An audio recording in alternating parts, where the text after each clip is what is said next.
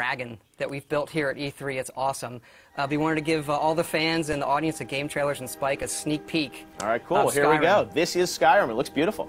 Here it is running on the 360. It is a huge, epic fantasy game where you can be who you want and do whatever you want. We're really, really pushing the hardware. We've rewritten all the graphics, all of the gameplay this go-around, and we just want to fill a world with detail. All the little things. You can look at these plants, so micro detail, macro detail. You can walk to the top of that mountain. If you've played our stuff, you know these are huge games that are wide open for you to explore and do what you want. We have a new animation system, so you can play in third person. So some nice blending on the character. That is Dragonborn. That is, you can be whoever you want, male or female. This is the character we're showing. So a lot of people like to play in third person, so it's a real viable option this go around. Mm-hmm. You've got wildlife. You've got the world is really alive. Really, really alive. That's what we push for. And it's you are who you play. The right trigger does your right hand. The left trigger does your left hand. And so as opposed to picking a character, you just be who you want, do what you want. So now I'm kind of being a battle mage, where the left trigger is casting this healing spell, and I can put that in any hand if I want. So right trigger, and then left trigger. Little wheeled spells, and you power up. What's cool is if you pull both triggers at the same time, you get a more powerful version of that spell. Now we're headed up high up into the mountains where it gets snowy to this Nordic ruin. This is one of our over 150 dungeons that we have in the game, and the ancient Nords used to worship dragons. So here we are inside the dungeon with our bow. We do have a lot of cool stealth gameplay as well. So we really want to pay off on all of those different styles of gameplay, whether it's stealth, melee, magic.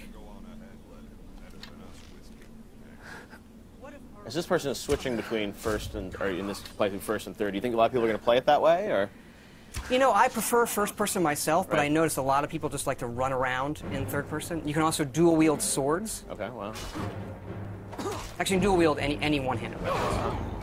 And you'll see me use a shout here. It's one of our magic powers you can do.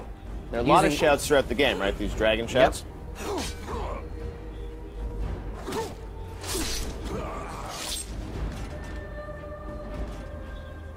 And up here we're seeing the undead, the Draugr, who live in this Nordic ruin. Using a flame spell in my left hand, sword in my right. Then another shout power. And how do you gain these shout powers throughout the game? You'll see some of that coming up, actually. But you learn the words, and then you have to unlock the ability to use them. So you learn these words of power in the dragon language. And the dragons in the game are a big feature, and when they're doing things, they're using the words as well. There are staves you can use to light areas of dungeons on our way out of this dungeon. We use water as a nice feature to guide you out sometimes as well. Now you have a new sort of story system in this too, right? A Radiant story system? Radiant story that guides all of our quests to make it, since it is a big open game, to give us some more control over the experience you're going to have and make it more dynamic. Wow. Here we're out in the tundra, which is this wide open grasslands in the middle of Skyrim. Oh God, I mean, it's a brand new engine, right? Yep, the creation engine that we built just for this game. So the mammoths, a lot of these creatures are peaceful unless you mess with them. Uh-oh, not a good idea. And you can also breathe fire like the dragons. That's one of the shouts I'm going to use coming up here. Dragon breath.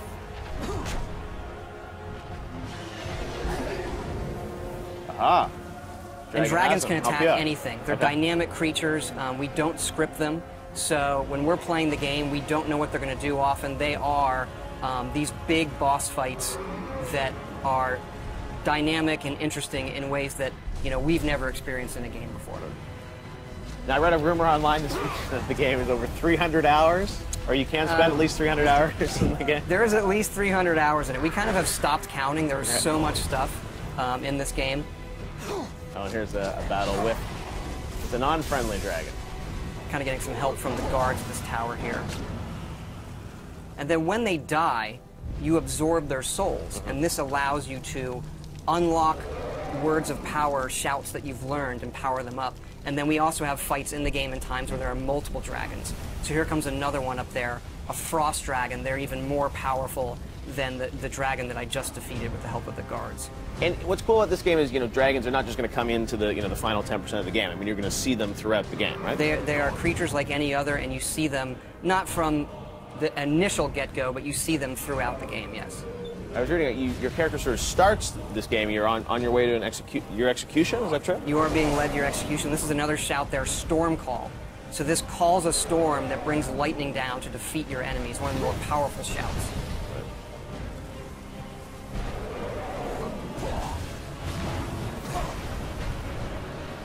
And then once the dragons get hurt enough, they can't fly, and they'll either land or they'll crash.